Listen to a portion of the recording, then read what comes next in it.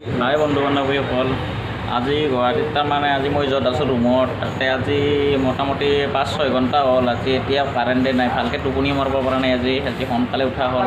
এই দেখা পাইছে পিছফালে লাইট চাইট জ্বলোৱা নাই, কাৰেণ্ট নাই। আৰু কি কৰিবি, গুৱাহাটীতো এনেকুৱা অৱস্থা হৈছে একদম।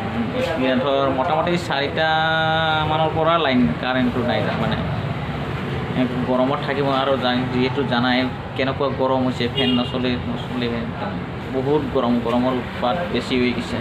গছ গছনি নাথাকিলেতো গৰম হ'বই হৈছে, গছ গছনি কাটিও উৎপাত কৰিছে যিহেতু গৰমটো হ'বই হৈছে। সেইটোও হয়, মানুহ জানিব লাগে, গছ চছ ৰুব লাগে, তেতিয়াহে।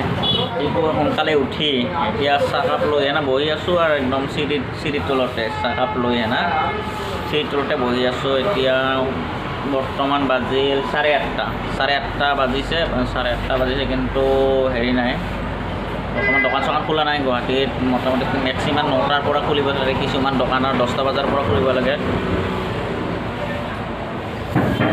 পিছে 8:30 বজাত বৰ্তমান দোকান বন্ধ হৈ আছে, এতিয়াও খোলা নাই। এতিয়া এইয়া একদম গাড়ীও কম, গাড়ী চাড়ী কম। বৰ্তমান 8:30 ইমান সোনকালে নচলে ইমান গাড়ী, আৰু দেখাই পাইছে চব বন্ধ। আৰু এতিয়া বন্ধৰ নিচিনাই পৰিৱেশ।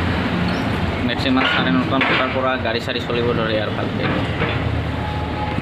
এইটো ফেঞ্চি বাজাৰৰ মেইন হেৰিটো, লাখটকীয়াৰ পুলিচ পইণ্টটো, এইটো ৰাস্তা এনেকুৱা ফেঞ্চি বাজাৰত যোৱা দেখাই পাইছোঁ। কিন্তু ফেঞ্চি বাজাৰত যোৱা ৰাস্তাটো বৰ্তমান এতিয়াও এটাও মানুহ নাই, গাড়ীও নাই বৰ্তমান।